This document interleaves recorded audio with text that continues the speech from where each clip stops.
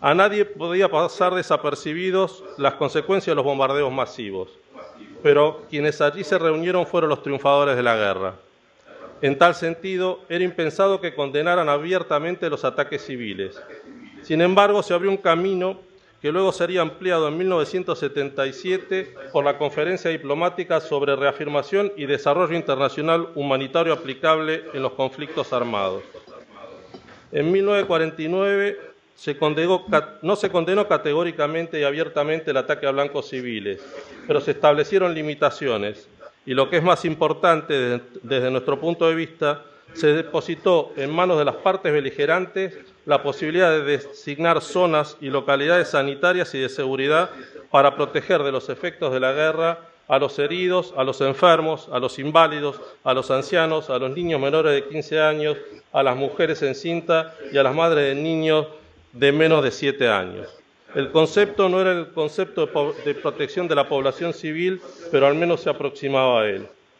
También se estableció que toda parte en conflicto podrá proponer la designación en las regiones donde tengan lugar combates de zonas neutralizadas para proteger contra los peligros de los combates a los heridos y a las personas civiles que no participen en las hostilidades. En 1977, esta forma de protección se amplió condenando la existencia de objetivos civiles. Se extendió la protección a todos los civiles sin limitaciones y se desarrollaron dos conceptos, el de localidades no defendidas y el de zonas desmilitarizadas. En ambos casos, estas no deben ser atacadas si cumplen determinados supuestos. De la letra del convenio surgen diferencias importantes entre ambas categorías. Una de las más relevantes es que en el caso de las localidades no defendidas, estas pueden ser declaradas unilateralmente y que las zonas desmilitarizadas pueden ser declaradas en tiempos de paz.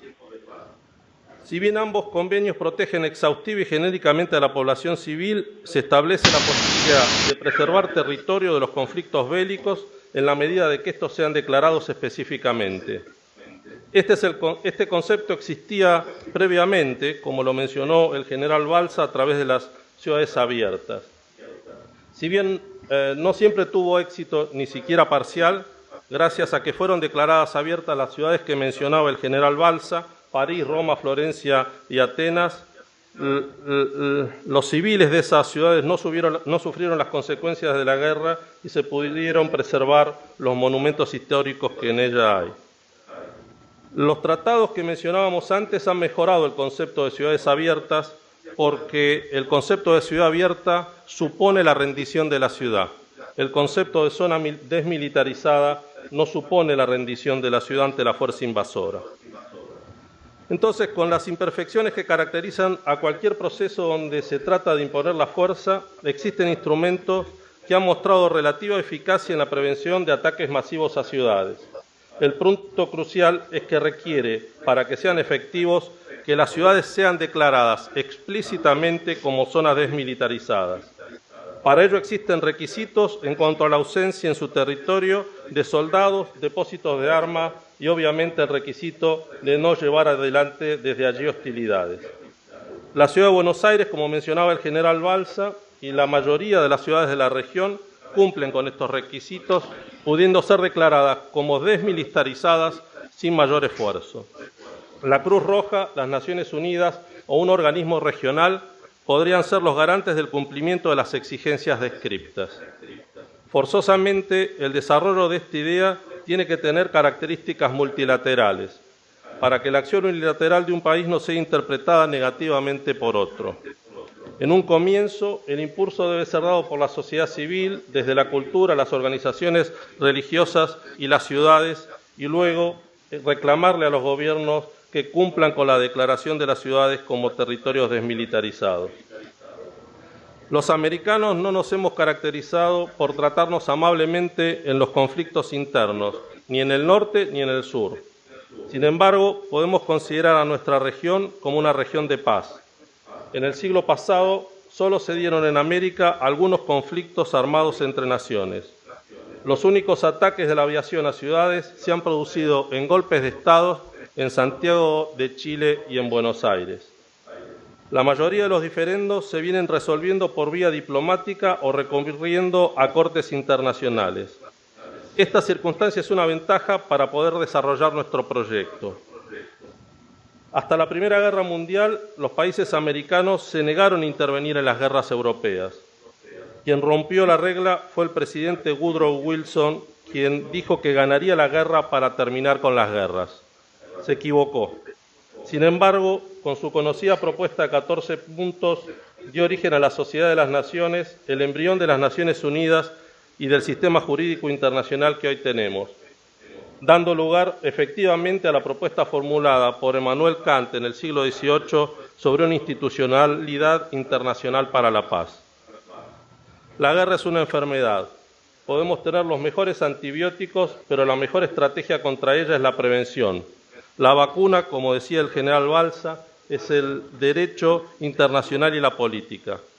La peor consecuencia es armarnos con instrumentos que pueden volverse contra nosotros mismos o provocar consecuencias indeseadas aún en nuestros enemigos. En estos aspectos podemos desplegar nuestra ética y moral sin peligro de poner en riesgo nuestros intereses.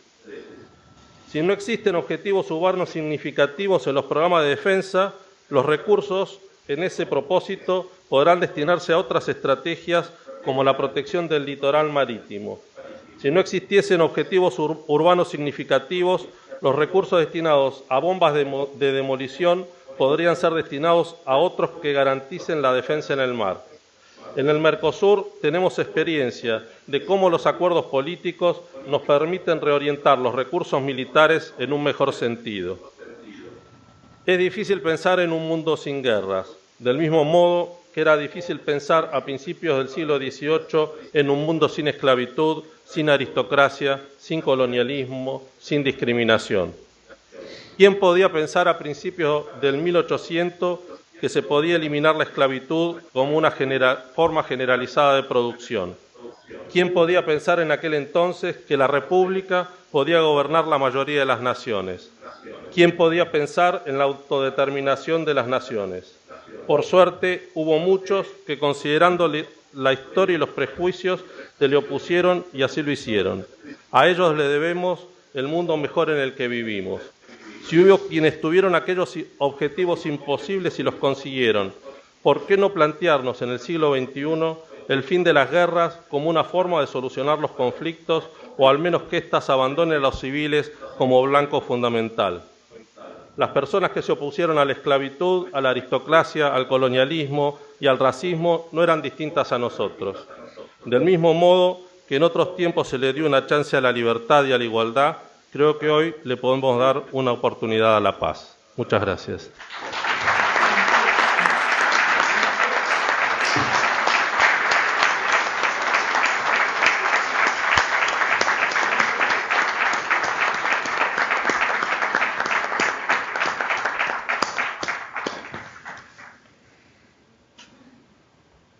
Bueno, agradeciéndole en primer lugar a los panelistas por su participación, al general Balsa por su comunicación desde Colombia. Y agradeciéndole a todos ustedes el hecho de haber estado aquí esta noche, los liberamos. Muchas gracias a todos.